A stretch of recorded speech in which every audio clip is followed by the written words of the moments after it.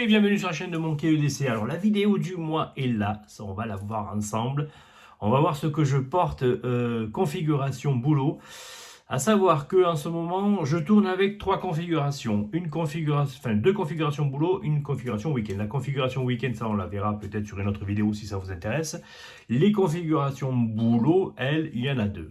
Une configuration boulot avec un Helicontext EDC Pack qui lui se trouve dans la voiture que vous avez déjà vu en couleur Coyote. Ce sac là est utilisé et configuré pour les fois où je suis sur le terrain, où je dois me déplacer dans des coins un petit peu perdus, dans des vignes, des parcelles un petit peu éloignées des autres. On peut y aller jusqu'à un tracteur, mais lorsqu'on veut se déplacer dessus, des fois il faut le faire à pied, selon des petits chemins. Et donc je prends ce sac à dos là qui me permet d'apporter avec moi le minimum que je peux avoir besoin pour mon étude. Après, j'ai une configuration, elle, bureau, que j'apporte, elle, plutôt lorsque je vais au bureau, lorsque je sais que j'ai des journées administratives, entre guillemets, où là, j'ai pas besoin de toute une configuration, c'est une autre configuration plus urbaine. Et c'est un sac aussi qui me suit la journée lorsque je vais à des rendez-vous sur le terrain ou dans des caves, où là, je pose mon sac à dos dans un coin, je prends mes items que j'ai besoin, je fais mon étude, je m'en vais, et puis voilà. Le problème est vite fait.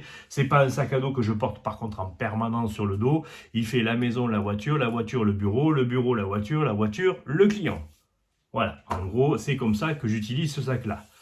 Et pour ça, j'ai utilisé, donc j'ai choisi plutôt un sac de chez Helicontext toujours, le Raccoon MK2 qui est ici. Hop là. Qui est ici, voilà. Avec la configuration telle que vous la voyez ici, on va voir ensemble ce que je porte et ce que je transporte et pourquoi.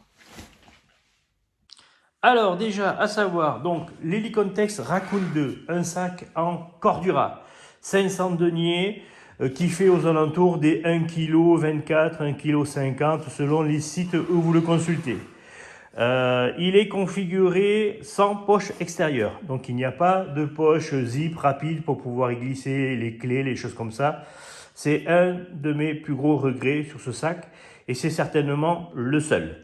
Voilà, j'aurais aimé que par exemple, tout comme sur le DC Pack, il y ait une petite poche ici pour pouvoir y glisser les clés, un petit peu, vous savez, avec une moumoute dedans. La concurrence le fait, bon, les prix sont peut-être pas non plus les mêmes, mais c'est vrai que je ne pense pas que ça aurait été problématique de pouvoir y glisser une poche rapide pour pouvoir y glisser ses clés, son téléphone, ses lunettes de soleil, vous voyez, des choses assez rapides. Et ça permettrait en fait d'apporter une poche supplémentaire pour ventiler au mieux l'organisation du sac. Il n'y a pas de poche latérale pour pouvoir y rajouter des gourdes ou des choses comme ça, ou d'un trépied. Il y a juste des sangles de compression et il y a des passants mollis partout qui eux permettent de pouvoir y rajouter des pochettes et faire à l'extérieur le configurer comme l'on souhaite. C'est un sac qui a une très forte connotation militaire, même si dans cette couleur noire comme ça, moi je trouve qu'en urbain ça passe bien. Voilà, ça reste assez sobre, il faut vraiment s'y pencher dessus, surtout si vous n'y mettez pas des patchs, moral patch, puisqu'il y a un support de moral patch ici avant, en forme de tête de mort ou de balle ou des choses comme ça, ça reste quand même quelque chose d'assez urbain qui pourrait bien passer au milieu de la ville. Voilà. On va voir donc ce que je transporte à l'intérieur. Le sac lui-même, petit tour vite fait extérieur, donc on a des sangles de compression de chaque côté, des passants mollis partout, une belle poignée ici pour le prendre. Ça c'est vraiment sympa, vous le sortez de la voiture, vous chopez, c'est facile à choper, il n'y a pas de problème. Les sangles sont super confortables, malgré qu'elles ne soient pas rembourrées. Je n'ai jamais eu de problème pour le porter. Le sac dans sa configuration, il fait entre 4,5 et 5,5 kg, selon ce que j'y mets dedans, si j'ai mis l'ordinateur ou pas l'ordinateur, l'agenda et ainsi de suite. Donc pour ça, ça se porte facilement. J'ai eu des sacs qui étaient beaucoup plus chargés que ça. Ça, celui-là, il n'y a pas de souci. Il y a des sangles ici pour de compression, enfin de maintien plutôt, au niveau de la poitrine. Cela, je l'utilise assez régulièrement lorsque je veux que le sac ne bouge pas trop lorsque je marche. C'est vrai que c'est assez sympa et en plus, elle est réglable en hauteur. C'est plutôt bien fait. Bien sûr, les fermetures, on est sur de l'YKK de ce côté-là. De toute façon, c'est la base de chez Helicontext. Généralement des très bons tissus, un confort de maintien et des fermetures YKK. Et puis surtout, une diversité au niveau de l'organisation qui est assez intéressante. À l'arrière, On va avoir ici une cheminée de respiration et puis 2 gros panels de mousse méchée qui sont très confortables à supporter au dos. Voilà, moi je trouve que vraiment ce sac-là ne se fait pas sentir malgré si on le charge, et je trouve que c'est sympathique. En bas, on peut avoir une sangle, enfin il est fourni avec une sangle de maintien abdominal. Moi je ne l'utilise pas parce que j'en ai pas besoin, parce que je ne porte pas le sac assez longtemps pour ça. Donc je l'ai viré, ça fait du gain de poids et puis surtout ça pendouillait et ça m'énervait. En dessous, par contre, quelque chose d'intéressant, il y a des sangles de compression, mais qui sont aussi des sangles qui peuvent être agrandies pour pouvoir y glisser un trépied, une doudoune, voilà, un petit matelas pour vous poser dessus si vous voulez, selon la configuration et pour quelle utilisation vous utilisez ce sac, que ce soit de l'outdoor ou de la ville comme moi, citadin, ou plutôt voilà, des balades nature week-end. Vous pouvez le configurer et ça, moi je trouve que c'est super sympa d'avoir ce système-là pour pouvoir glisser à l'extérieur des choses un petit peu volumineuses qui prendraient trop de place à l'intérieur. En termes de marquage, c'est assez sobre. On a juste ici la petite étiquette Cordura. Ça fait plaisir à voir. C'est tout de suite un gage de qualité avec les fermetures YKK. Comme je vous ai dit, on est vraiment sur le duo, que la combinaison parfaite pour un sac de durabilité, surtout au prix. On est dans cette configuration-là à l'heure actuelle sur le site Amazon à 79,99 €. Vous le trouvez plus ou moins dans les mêmes ordres de prix. On peut le trouver à 69 €, on peut le trouver un petit peu moins cher, mais il y a des frais de port qui se rajoutent. Donc au final, ça vous revient, kiff kiff borico, au même tarif. Par contre, selon le coloris, le tarif n'est pas le même. Vous avez la version camo est à 99 € pour une version camo. C'est exactement le même sac, c'est juste les coloris qui changent. Bon, pourquoi? Why not? Mais bon, moi je trouve que voilà. Je ne suis pas sûr que le camo soit beaucoup plus long à fabriquer finalement, surtout industrialisé, que ça. Le produit, lui, provenance Pologne, donc pas de souci de ce côté-là. Il est bien desservi, vous pouvez comme le trouver, comme je vous dis, sur différents sites. Je l'ai vu sur military.ue, EU, je veux dire, bon, pourquoi pas, dans ces ordres-là de tarifs, en différentes couleurs. Il existe même en rouge, si vous voulez avoir une utilisation plus secourisme, prévention, des choses comme ça. Si vous êtes guide de montagne, des choses comme ça, c'est vrai que le rouge peut être assez sympa. Donc il existe aussi en configuration rouge, comme les trousses de chez Licontex en secours. Il y en a une dedans, je vous montrerai ça. Green Spider a fait une vidéo beaucoup plus complète avec son avis d'expert sur ce sac à dos qui est très bien faite. Moi je vous conseille vivement d'aller jeter un coup d'œil, j'essaierai de vous mettre le lien si je le retrouve. Voilà, mais avec son retour d'expérience puisque lui ça fait de nombreuses années qu'il l'utilise. Moi ce sac là, ça fait à peu près 2 mois qu'il me suit. Bon, il y a un bon retour moi à l'heure actuelle pour l'utilisation que j'en ai. Je ne l'ai pas utilisé dans toutes les configurations possibles et imaginables dont il est fait pour faire. Voilà. La contenance, je ne vous en ai pas parlé, on est marqué pour 20 litres, mais en vérité, normalement, c'est 24 litres. Selon les sites, ils n'indiquent pas le même volume. Bon, pourquoi pas. Voilà, moi, je ne l'ai jamais rempli au-delà de ce dont j'ai besoin. Donc, bon, 20 litres, pour moi, c'est un gabarit qui est largement suffisant. J'ai des sacs qui font 16 litres que je ne remplis pas non plus. Hein. Donc, vous voyez en termes d'emport ce que je peux utiliser. Alors, à l'extérieur, qu'est-ce qu'on a? On a ici donc une petite, c'est fourni avec, hein, il y a une short cord là avec un petit système de serrage rapide qui vous permet de mettre à l'extérieur des apports supplémentaires, une doune, un tissu, un casque, en fait, ce que vous voulez. Moi, j'y mets dans une petite doudoune sans manche de boulot qui me permet de pouvoir m'apporter une couche supplémentaire si jamais j'en ai besoin au milieu des vignes. C'est bien sympathique, surtout en cette saison. On ouvre les sangles de compression de chaque côté et ici donc à l'avant un moral patch. Moi j'y ai mis simplement un petit moral patch français. J'ai pas mis mon nom de la chaîne ni rien du tout. C'est un sac que j'utilise pour le boulot. Donc j'ai pas besoin non plus d'y mettre des choses. Mais bon, un petit moral noir comme ça, moi je trouve que c'est bien avec le reste. En dessous, il y a simplement le logo de la marque de chez Licontex. Ça peut aussi se faire comme ça. Une poche administrative à l'avant. Très bien conçue, comme généralement chez Licontex. Le EDC Pack, lui, il a toute une version ici méchée dans laquelle on peut y rajouter des patchs. Mais là, celui-là, il y est déjà dedans. Voilà. La profondeur va bien sûr jusqu'au fond du sac. Hop, que je vous mette voilà, un peu loin, qu'on voit. Voilà. À savoir, donc, ici, ce que je porte, un petit tissu, enfin une petite attache avec un clip. Moi, j'y mets dessus une petite lampe torche de chez Trustfire qui me permet d'avoir une source de lumière si jamais le matin très tôt ou le soir très tard, j'ai besoin d'éclairer le sac à l'intérieur pour vérifier dedans. Bon, c'est mon utilisation, pardon. C'est vrai que moi, je l'utilise assez régulièrement. Vous avez ici deux passants pour pouvoir y glisser des stylos de bonne contenance dans lequel on peut même dans certains cas, comme par exemple ici, y mettre deux stylos. 4 couleurs, un Sharpie, un stylo Zebra. Voilà, le classique donc j'utilise pour le quotidien. Il y a 3 poches ici dans ce système-là. 2 poches qui sont tenues par des velcro, une poche qui est tenue sans velcro. Vous pouvez organiser ça comme vous souhaitez.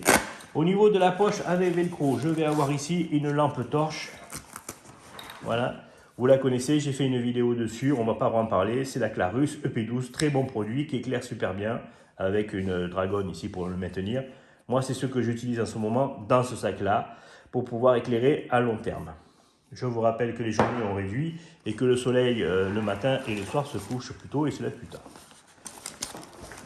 Un petit tissu écrit pour nettoyer les écrans, ainsi de suite, hein, rien de particulier. Et ici, une petite pince qui me permet de pouvoir relier des documents, rien d'exceptionnel. Vous savez, c'est des petites pinces administratives qu'on peut trouver partout. Dans la deuxième poche, on va retrouver un carnet de post-it. Ça, j'en consomme une quantité phénoménale. Ce petit outil-là que je trouve assez sympa, qui me permet de pouvoir accéder à pas mal de blocs qui sont verrouillés avec des, vous savez, des ouvertures un peu spécifiques. Donc, c'est valable aussi d'avoir ça dans un sac comment s'appelle, de bug-out, ou si jamais vous voulez un sac pour retour à domicile, vous le laissez dans la voiture, ça peut être sympa si jamais vous avez besoin d'accéder à une source d'eau. Voilà, donc ça vous permet d'ouvrir les différents locales et les différentes choses voilà, qu'on peut rencontrer dans une ville classique. Moi, je l'utilise pour les packs, pour les ouvertures de certains lieux où se trouve du matériel électrique. Un Opinel, donc celui-là ou un autre, peu importe. Ça, c'est un numéro 9 avec un manche en padouk, cadeau de notre ami Jean-Charles Laine. Et c'est assez rare de le voir en numéro 9, vous le trouverez souvent en numéro 8, mais en numéro 9, rarement. Mais ça me permet d'avoir un petit souvenir de Jean-Charles Laine avec moi lorsque je bosse. Et puis, plus rien. Sur la petite poche ici, méchée, à l'avant, quelques lingettes pour pouvoir nettoyer les écrans, imbibés de produits, et un petit dosette de parfum, ça fait toujours plaisir, ça mange pas de pain. Et puis voilà quelques lingettes ici réhydratantes avec de l'eau pour pouvoir y accéder. Je glisse dedans une petite bouteille d'eau en plastique de chez Decathlon ou peu importe, lorsque j'en ai besoin, mais généralement dans la voiture j'ai toujours des packs d'eau, des petits packs d'eau à 50 centilitres. Un couteau pratique qui me permet de couper des choses voilà, au quotidien, en plus de l'Opinel. L'Opinel, c'est plus un backup, un plus, et puis un côté sentimental de l'avoir avec moi. Ici, on est sur du Kershaw un petit peu tactique, un petit peu, voilà, un modèle un peu sympa, voilà, qui est un petit acier qui s'aiguise facilement, dont il n'y a pas trop de... Voilà, je le laisse là-dedans, si je le perds, c'est pas très grave, ça vaut pas très cher ce petit Kershaw-là. Voilà, c'est un couteau que j'ai trouvé, enfin que j'ai acheté sur un site, je ne me rappelle plus lequel, voilà, qui est plutôt bien pratique, voilà, pour ouvrir les sacs, des choses comme ça, c'est assez sympa à utiliser. Au fond de la poche, puisqu'elle descend jusqu'au fond, une frontale. Alors oui, bien sûr, je vais avoir plusieurs configurations d'éclairage puisque j'ai plusieurs utilisations de l'éclairage. Lorsque j'ai besoin d'accéder à des locaux un petit peu particuliers, avoir une lampe frontale me libère les mains et me permet de me déplacer plus facilement. Une power bank, parce que tout ceci, bien sûr, fonctionne avec un système de recharge en USB type C. Donc c'est pour ça que j'utilise une power bank si jamais j'ai besoin de recharger. Généralement, je recharge tous mes devices le soir lorsque j'arrive à la maison pour repartir le matin à plein. Mais bon, dans le cas où, voilà, j'ai toujours une power bank qui me permet aussi de recharger le téléphone portable si j'en ai besoin. Ceci, alors ça c'est un plus, mais ça, ce qui m'intéresse c'est la partie ciseaux, et des gros ciseaux bien costauds pour couper des bonnes choses bien costauds.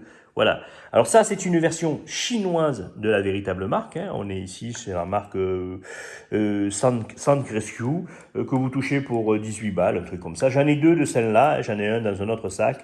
D'ailleurs, c'est un 5.11, l'autre sac, et j'en ai un dans celui-ci. Voilà, avec son étui, si jamais j'ai besoin de le prendre avec moi et de l'accrocher à la ceinture, selon si, comme je vous dis, je change de configuration, je prends ça, je le glisse à la ceinture pour prendre l'autre sac à dos de chez Helicontex. Ça, vous le trouvez sur AliExpress, hein, sur tous les bons sites. Un Victorinox avec, donc, ça me permet d'avoir une petite caisse à outils portative pour les différentes petites choses auxquelles je peux avoir besoin. Des fois, j'ai besoin de resserrer ou de desserrer une plaque à vis. Mais voilà, ça me permet de pouvoir y accéder facilement dessus sans vous trimballer avec un tournevis et tout le tralala. L'avantage avec cette configuration, c'est que vous voyez, en fait, le velcro me permet de maintenir la lampe torche, me permet de maintenir les choses bien droites et sans que ça bouge trop dans le sac. Et c'est assez pratique, je trouve, à ce niveau-là. La deuxième partie du sac, ici, vous avez au fond donc une poche qui est maintenue et qui est serrée avec un petit collier comme ça spécifique. Ça vous permet de pouvoir y glisser dedans un MacBook. Ça rentre là-dedans sans aucun souci. Les petites versions 14-15 pouces, ça rentre dedans. Un agenda format A4 va aussi rentrer dedans.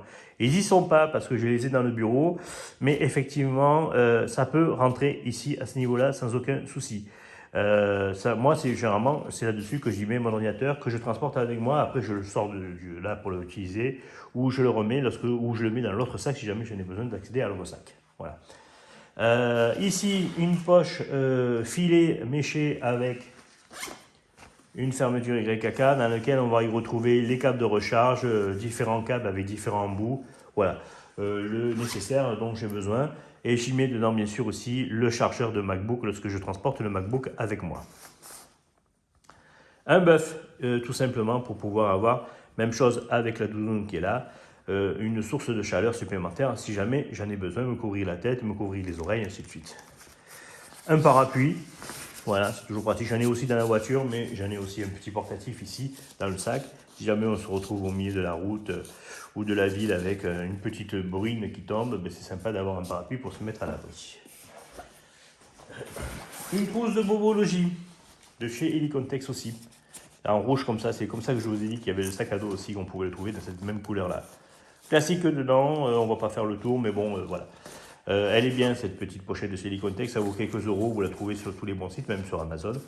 Moi, je la trouve très très bien faite, et puis elle s'ouvre comme ça en grand. Voilà, ça vous permet d'avoir une visibilité complète sur ce que vous portez, couverture de survie, des gants, voilà, du gel hydroalcoolique, quelques petits médicaments, des pansements, des compresses, voilà. Du scotch, voilà, des choses les plus classiques pour les petites entailles du quotidien et les petits bobos du quotidien.